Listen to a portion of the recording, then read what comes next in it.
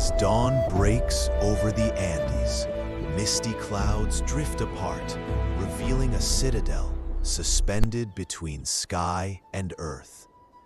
This is Machu Picchu, a sanctuary built by the Inca, glowing in the first golden light of morning.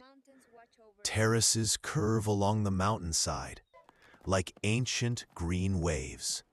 Precision stonework, carved by hand centuries ago, still stands untouched. Here, the Inca cultivated life at the very edge of the world.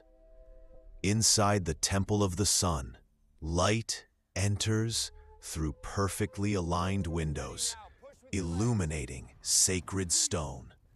The Intihuatana, the hitching post of the sun, catches the day's first rays, a testament to the Inca mastery of astronomy and architecture. Imagine this city alive, artisans shaping stone, priests reading constellations, llamas crossing the terraces beneath the shadow of Huayna Picchu. A world in harmony with the mountains, the stars, and the spirit of the land. Centuries later, explorers rediscovered these ruins hidden in cloud forest. Today, Machu Picchu stands protected as a UNESCO World Heritage Site. A bridge between past and present, memory and mystery.